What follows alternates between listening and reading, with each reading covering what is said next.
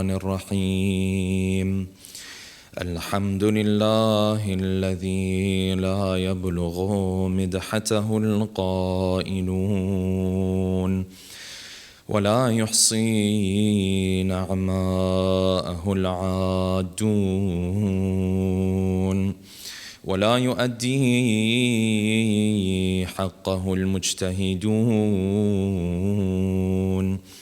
الذي لا يدركه بعد الهمم ولا يناله غوص الفطن الذي ليس لصفته حد محدود ولا نعت موجود ولا وقت معدود ولا أجل ممدود أما بعد فقد قال الله الحكيم في محكم كتابه الكريم أعوذ بالله من الشيطان الرجيم فانطلقا حتى إذا ركبا في السفينة خرقها قال أخرقتها لتغرق أهلها لقد جئت شيئا إمرا قال إنك لن تستطيع معي صبرا قال ألم أقل لك إنك لن تستطيع معي صبرا قال لا تؤاخذني بما نسيت ولا ترهقني من أمري عسرا فانطلقا حتى إذا لقيا غلاما فقتله قال أقتلت نفسا زكية بغير نفس لقد جئت شيئا نكرا قال ألم أقل لك إنك لن تستطيع معي صبرا قال إن سألتك عن شيء بعدها فلا تصاحبني قد بلغت من لدني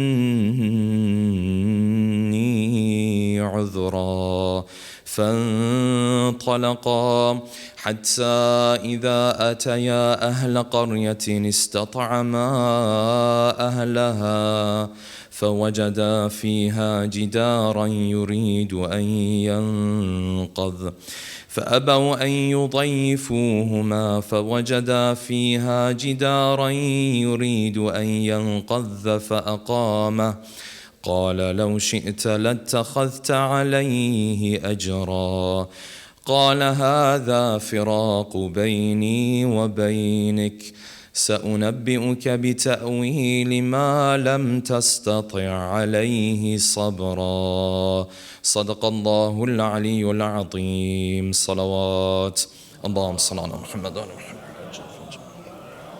For the love of our beloved Prophet and his beloved progeny, a second loud salawat. Allahumma salli ala Muhammad wa ala Muhammad. For the hastening in the return of our beloved 12th Imam, a third final loud salawat. Allahumma salli ala Muhammad wa ala Muhammad. Yesterday we discussed this portion of the story of Musa and Khidhr, where Musa approached this teacher of his with the utmost manner and finally had the permission and the ijazah to join him and to shadow him and to learn from his knowledge. And we spoke about the importance and the significance of knowledge and why a scholar who's dedicated his whole life, 50, 60, 70 years of his life, is given the type of respect that Islam tells us to give to him.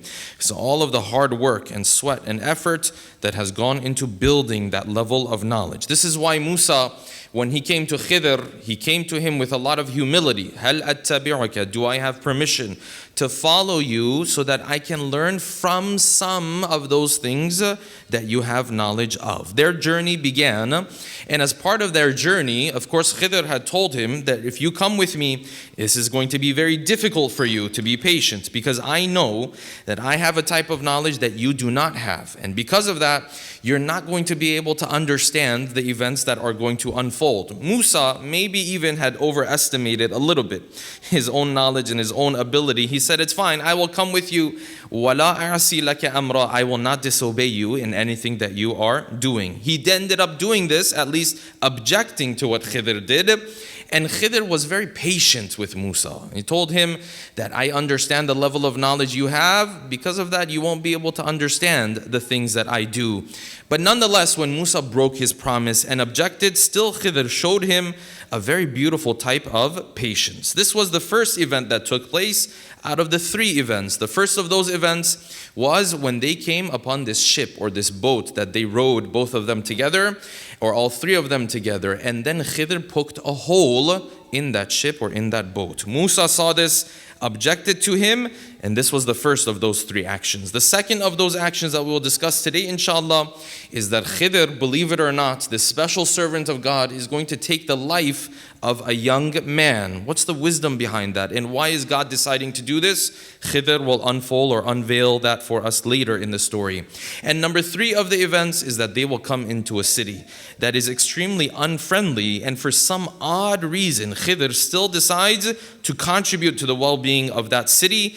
A door or a wall that they find that is about to fall, you find Khidhr comes and straightens this wall and reinforces this wall. To which Musa objects again. They were very unfriendly when it came to us. Why is it that you're contributing to the well-being of this society and this community? And this is where Khidhr said, this is the end of our meeting and the end of our session together. You have to go your own way and I have to go my own way. This is where we'll continue our discussion, inshallah, by posing the following questions. Number 1, was Musa to blame for the objections that he continued to raise to the terrible things, at least from his angle, that Khidhr was doing? Was it right for him to do this? Was it wrong for him to do this? And what lesson can you and I learn from the objections that Musa is raising towards Khidhr? There's a very important lesson in this for our whole community. Number 2, when Musa and Khidhr entered into that village that was extremely unfriendly towards them, why did Khidhr continue to decide to fix the wall? And what lesson lies in there? In doing the right thing, even if there are people who don't appreciate the right thing that you have decided to do. Number 3, can the actions of a father or a mother or a grandfather or a grandmother, many generations before, impact the lineage of a person?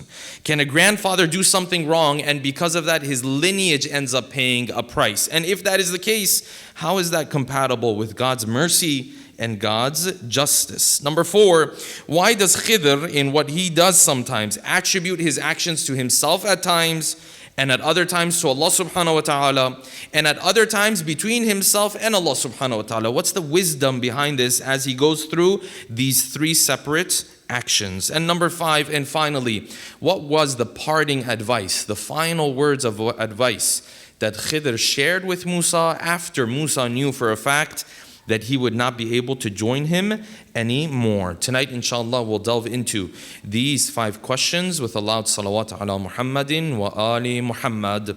All right, it's clear we're getting to the end of Ramadan. The salawat is very weak. A loud salawat, please. Allahumma salli ala Muhammad. The first of those actions that Khidhr did was, of course, the ship. Musa raised objection to him. Khidhr turned around to him and said, I told you, you wouldn't be able to be patient with the things that I'm doing because I am operating in a completely different world compared to your world. In your world, you have to say no to the things I'm doing. So what you're doing makes sense. But I'm operating in a different world. I'm operating from a different mode altogether. But Musa struggled to understand this. So this was the first of those events. The verses of the Quran say, then they carried on with their journey, and Khidhr saw this young man. This young man, he's living his life, doesn't seem to be doing anything negative or evil. And the Quran says, فَقَتَلَهُ. The Quran says he took his life. Of course, when Musa saw this, he couldn't control it anymore. He said, what are you doing? This is absolute evil. How dare you take the life of a person? أَقَتَلْتَ نَفْسًا بِغَيْرِ نَفْسٍ. You're taking the life of a person who has not taken the life of another person. So if this is a person who's taken the life of another person in our faith, in our religion, depending on where you live and so on and so forth, sometimes you have the right to do qisas. Yes? That's a separate discussion. But he's never done anything like this. He's not evil. He's never done anything like this. You're taking his life. So of course Khidhr came back to him. قَالَ أَلَمْ أَقُلْ لَكَ, I told you. You wouldn't be able to take this. This is difficult.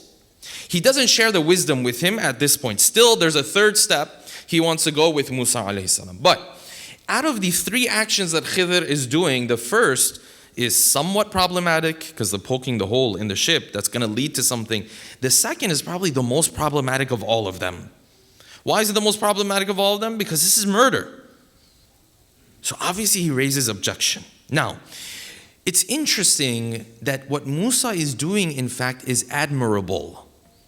It's a good thing. You and I are supposed to be more like Musa than Khidhr. Khidhr is just here to show that there's wisdom behind events that happen in this world. We're not privy to those wisdoms. So I can't sit here and say, oh, I'm going to take your niyaz tonight. Why are you going to take my food? I'm going to take your iftar because there's some wisdom God has in mind. So I'm going to take, no, you're not Khidhr. You and me are Musa. You and me are supposed to act like Musa. So what Musa did was very admirable. Why is it admirable? This is a big issue in our communities. Very admirable. Why? Because Musa never sat there and said, oh, this is my guy. It's okay, he does these wrong things, but he's approved. He's not a problem. I know him. We know each other. We have a relationship. He didn't do that. What did Musa do? Musa saw something wrong happening, and he said, wait a second, I'm not okay with this. Now, how does this play out in our communities? How does this play out in our families? In our families, if he's your cousin, you kind of sweep it under the rug. In our families, if it's your uncle, if it's your aunt, if it's your grandfather, if it's your child sometimes, if it's your mother or father, the idea is you have to support what they did because they're your relatives. But what they're doing is wrong. It's ruining a family. No, at the end of the day, this is my cousin. I have to support them. Yes, we come from the same background. We went to school together. Whatever the case might be. My mother knows his mother. All these different relationships. They're all fine. But none of these means I can sit there and watch someone do what they're doing is wrong and sit there and say, be hush about it. Don't do anything. Yes, in the way you object, that's going to be very different depending on the situation. Not every objection has to be like the objection of Musa, okay? Musa is his own situation. How you object is a separate discussion. But the objection itself, what Musa is doing is very beautiful. He's not sitting there and saying, oh yeah, I guess it's fine. No, he says, there's something wrong here. I'm not okay with it. It doesn't sit well with me. This is very beautiful. How often did you find during the time of the Prophet there were individuals, they wouldn't speak the truth. Why? Because my relatives told me not to. Because my relative is part of this tribe, so this is this. And this plays out exactly the same way in our communities today. Less about relatives, but people we know, relationships that we have, yes? Oh, this is a person I grew up with. Okay. So now I have to support them no matter what. Okay, but they're wasting these resources in the community. It doesn't matter. I've known them for a very long time, so I have to support them. No, Musa said, listen, I know, and by the way, Khidhr came personally recommended by Jibreel. Now imagine if he wasn't personally recommended by Jibreel. Imagine what Musa would have done at that point. Because we said Musa was not politically correct at all. Musa he used to say the truth, and that's it. That's why when the Bani Israel came back and so on and so forth, and they had gone into misguidance, he came, the Quran says, he really was harsh with his own brother. Yes, because he's a prophet of God. He said, what did you do with these people? And then his brother explained and so on and so forth. Musa doesn't hold back. You and I have to be like Musa. How we object is a separate discussion. It's not always yelling and this and that. No. Sometimes it just means you don't associate with what's happening. Sometimes you have to do more. Sometimes you have to do less. Separate discussion. But it's beautiful that Musa can't take it. Doesn't just sit there, oh, you took the life of this person. Okay, it's no problem. No, it doesn't sit well with him. So this time he came back. He told him again. And of course, Khidhr, of course, is operating from a different mode. So he said, listen, this is not going to work like this. Your objection is not a bad thing. But you have to understand, I'm functioning from a different mode. So he said, okay, no problem. إِن سَأَلْتُكَ عَنْ شَيْءٍ بَعْدَهَا. If I ever raise any more questions, then فَلَا تُصَاحِبْنِي. Then you can walk away. I don't have to be with you anymore because I know this is very difficult. And Musa himself is even realizing that this is too difficult. So now he came to the third of those events. So they continued on their path. They أَتَيَا أَهْلَ قَرْيَةٍ. They entered into a city, a town, in a village. And because they were traveling, they asked the people of that village for food. Istat'ama. They asked for ta'am. They asked for food. فَأَبَوْا أَن يُضَيِّفُهُمَا. They said, you know what? We could care less about you guys. We're not giving you any food. So Musa's looking at this. He says, okay, well, they don't want to have anything to do with us, so we shouldn't want to have anything to do with them either. All of a sudden, he sees Khidhr. Go find this wall. Looking at this wall that's about to fall, it's about to disintegrate, come apart. Now he's patching up this wall. Fix the wall. And Musa's like, لو شئت لاتخذت عليه أجرا. Why don't you ask for some money or something? This is a group of people, they rejected us. Now you're coming and fixing their wall for them. Why don't you ask for like something in return? And Khidr, when he heard this, he said, okay, that's it. هذا فراق بيني وبينك. You had 3 opportunities. You blew all 3 opportunities. This is the time where I'm going to go my own way. You're going to go your own way. But in what Khidr did, he taught us a very important lesson. Because of course Khidr has his own wisdom in what he's doing. And what that wisdom is, we'll discuss momentarily. But something very important Khidr is teaching us. There's times in life you will come across a group of people, an individual who don't appreciate what you're doing. They could care less. But for whatever reason, you know between you and Allah subhanahu wa ta'ala, this thing you have to take care of.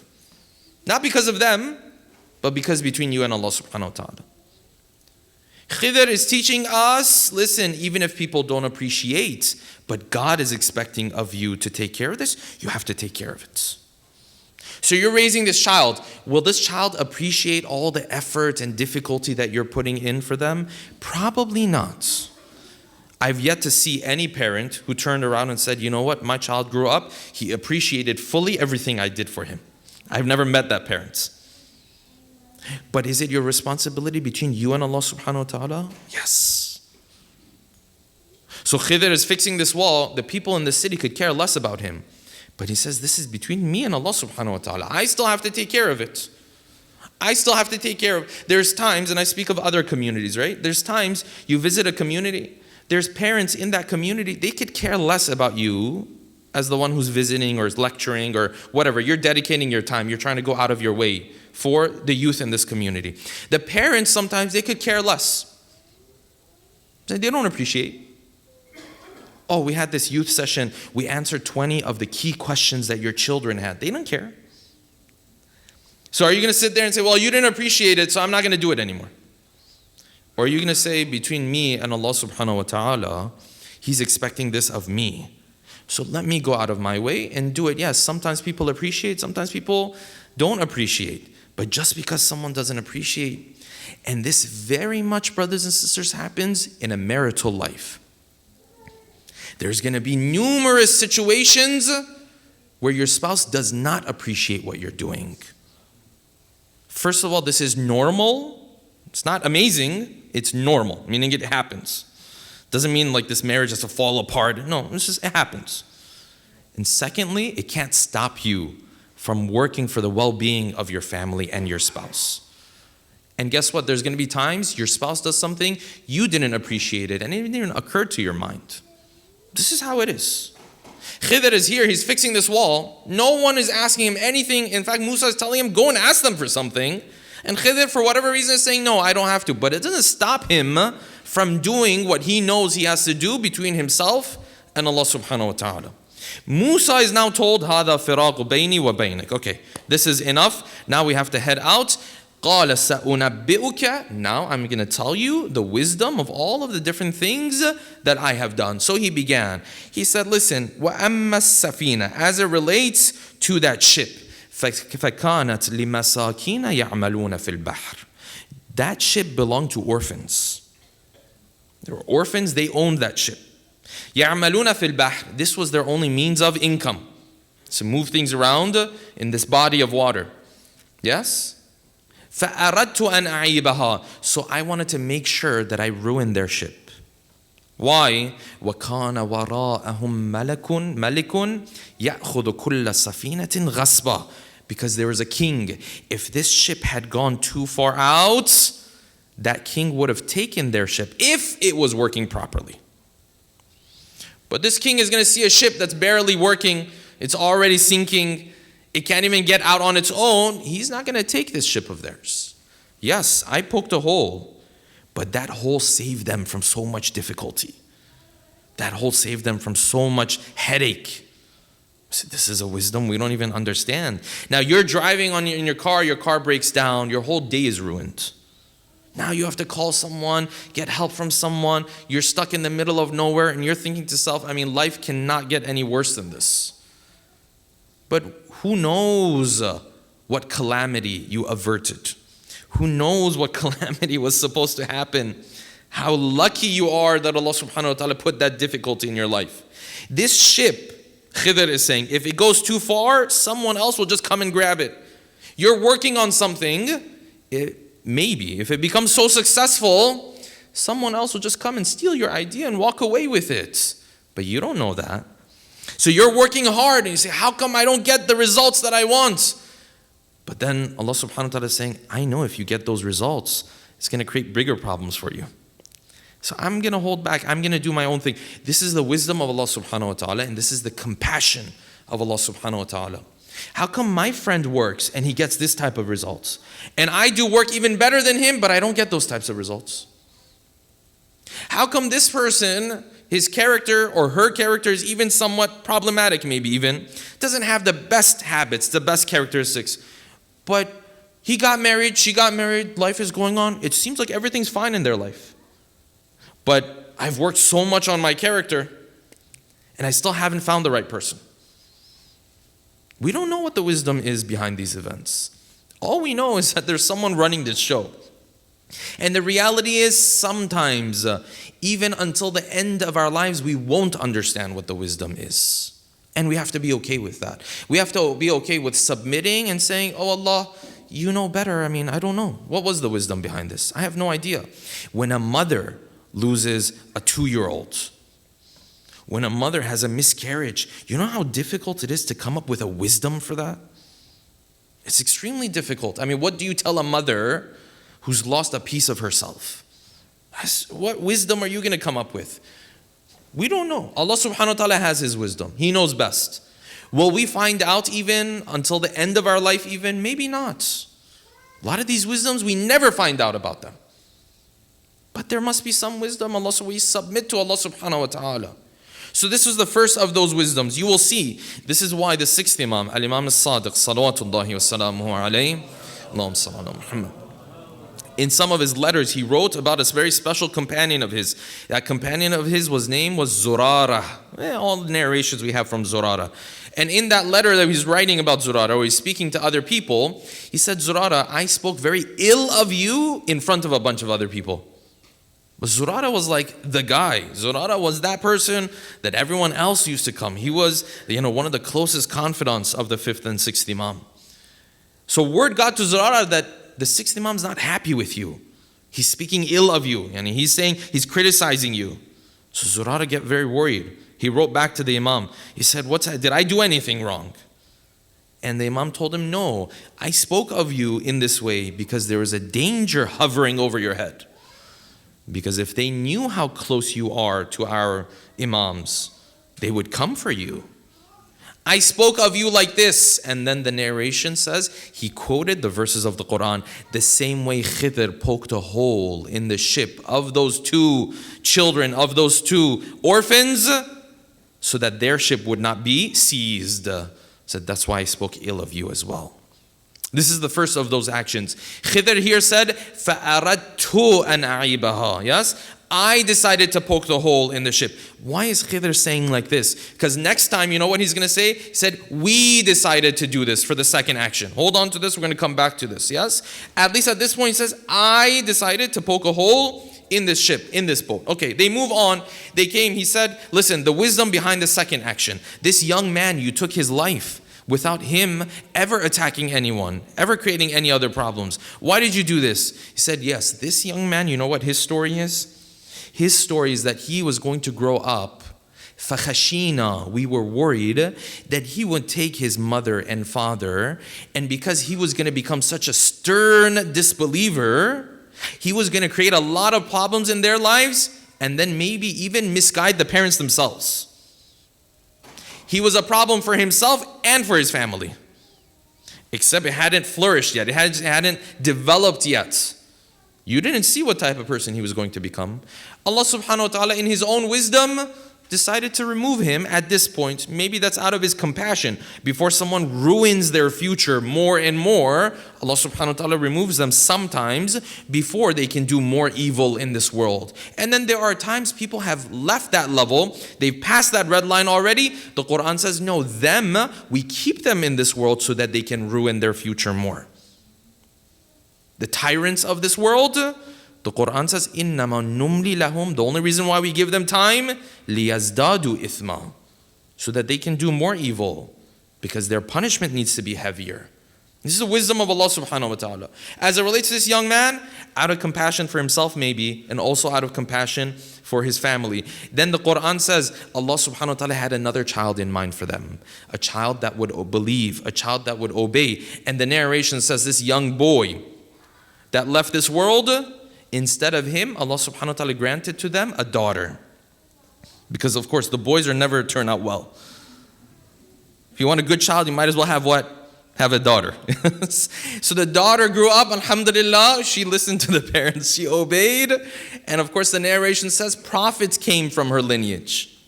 The boys is a separate discussion, yes?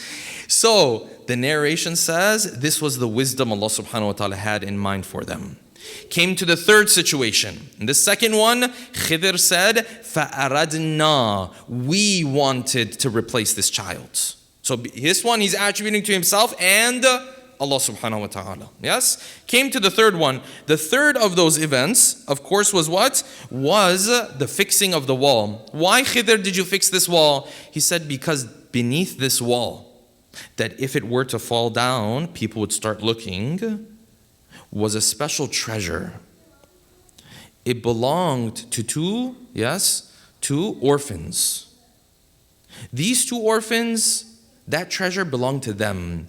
But if the wall had fallen at this point, people would have found it. But we don't want people to find it right now. It belongs to those orphans that are going to come. So because of that, I fixed this wall so that these children will grow up. When they grow up and they reach the right age and then it's found, they can take custody of it. They can take ownership of it. They can take possession of it. What wisdom does God have in mind? Now, if they gave us 1,000,000 years and said, listen, there's a wall falling down, for whatever reason, someone came and fixed it. Can you come up with wisdom like this? No, we would sit there and be like, oh, I don't know. The best we can come up with is maybe the wall was going to fall and kill somebody. This is the best we can come up with. The narration says that treasure that their father left for them, it seems as though it was a grandfather, not just their own father. It seems like it was a grandfather. That their grandfather had left there. That was supposed to become part of their nasib, part of their qismat. It was belonged to them in the eyes of God. It said from the grandfather to the time where the children would finally get their hands on this treasure was a 70-year gap. Or for example, I apologize, the narration says 700-year gap. So a lot of scholars have said this was not his direct father. It was a great-grandfather. Why? Because that great-grandfather was a good person. Allah subhanahu wa ta'ala wanted to bless his lineage. Now question, is it possible for a human being to do something and then Allah subhanahu wa ta'ala not only rewards himself, but also rewards who? His lineage. Or someone to do something terrible, and then Allah subhanahu wa ta'ala does what? Allah subhanahu wa ta'ala maybe punishes him, but there are negative consequences that also go to the children and the lineage of this individual. When you put together Quran and Hadith, this is pretty much understood. That this is a possible thing, and it does happen. It's part of the sunnah of Allah subhanahu wa ta'ala, that if the parents do good things, not only will they walk away with blessings, the children will also walk away with blessings, and vice versa. Now the vice versa is the more difficult part. Blessings for everybody is not a problem, but consequences for something I didn't do is a questionable issue. It brings up the question of God's wisdom, God's justice, and God's mercy. Well, the answer to that is yes, this is an impact that has in the life of this child, but essentially it's a test for the child in his own way. So if this child is growing up and for whatever reason the parents did something wrong, can this child potentially walk away with the negative consequence of that deed? Yes. Is it because God doesn't like him? No. It's his own tests. He has to deal with his own tests. The same way children are born in this world sometimes not with always all of the capabilities as other children. That's their test. It's a test of their parents. It's a sunnah of God, but it's a test. In other words, does the negative consequences affect the akhirah of the child? No. Can it affect the dunya of the child? Yes, that's a possible thing. But the akhirah, no. If anything, this child's level will be elevated because of the test that it's going through. Let's say a mother, pregnant, for whatever reason, God forbid, she drinks. We all know alcohol during the time of pregnancy is extremely problematic. Okay, she drinks. So certain effects happen biologically on the child. So that means God doesn't love this child anymore? No, it's a test for the child. Doesn't affect his akhirah. Affects his dunya, makes life difficult. So Allah subhanahu wa ta'ala rewards him more or rewards her more. Same way, if you're born in a certain area who's not wealthy, what do we say there? We say Allah subhanahu wa ta'ala is going to reward you for your difficulties. Same thing here as well. Not everyone is born in the same situation. But Khidhr said that grandfather of theirs was a good person. Allah subhanahu wa ta'ala wanted to make sure that the children walk away with something amazing. That is that treasure. The narration says the treasure was not a big bag of gold and silver. The treasure was a golden tablet that on it had written special adhkar and special pieces of advice. And of those things was that the one who knows the time of his death is going to come will never forget about Allah subhanahu wa ta'ala in this world. These pieces of advice that were golden. This was that treasure that they had left behind, that Allah subhanahu wa ta'ala had left behind for these children. Okay, this is the third of those events. Of course, Musa at this point, he realizes that it's time to go. He turns to Khidhr. He says, Khidhr, as your last, words with me, my last conversation, can you share some pieces of advice for me? Because now I know that it's time for me to walk away. And Khidhr told him, I will share this piece of advice for you. He told him a number of things. And inshallah, as we bring tonight's talk to an end, this will be our final advice during this month of Ramadan. He said, number one, Musa, لا تعيرن أحدا بذنب. Don't ever put down someone because of the sins that they've committed. You can look at the sin and say the sin is bad. But don't sit there and say, oh, you're such a horrible person. God doesn't care about you. You're not going to make it to heaven anymore. You're this, you're that. You don't have that. You can't scorn people. You can remind them. You can let them know you're not okay with what's happening. But ta'yir is scorning this person, putting this down person, humiliating this person because of the sins that they have committed. He said, don't do this. He said, number two, no, the best of things in the eyes of Allah are three things. Al-qastu fil jida. When you go out to make money, keep it moderate. Meaning what? Try, but then leave the results in the hands of Allah subhanahu wa ta'ala. Don't become that guy who thinks he has to control everything. You can't control everything. You can control your efforts. Put in your efforts and then leave the S in the hands of Allah subhanahu wa ta'ala. Don't make your whole life about your 9 to 5. No. You do your work, you strategize, you plan, you leave the rest in the hands of Allah subhanahu wa ta'ala. This is the first of those things that Allah subhanahu wa ta'ala loves. وَالْعَفْرُ فِي الْمَقْدَرَةِ. And forgiveness when you are powerful. When you finally made it, that's when God really loves for you to forgive. That's number two. Number three, وَالرِّفْقُ بِعِبَادِ اللَّهِ. And being kind with the servants of God. Because the narration continues, Khidhr told him, whoever's kind with a servant of God in this world, Allah subhanahu wa ta'ala shows him kindness on the day that he needs that kindness the most, which is the day of judgment. And this is where the story of Musa and Khidhr, Allah subhanahu wa ta'ala brings it to an end in the verses of the Quran. With that, inshallah, we'll bring tonight's talk to an end. أقول قولي هذا وأستغفر الله لي ولكم. Let's take a moment.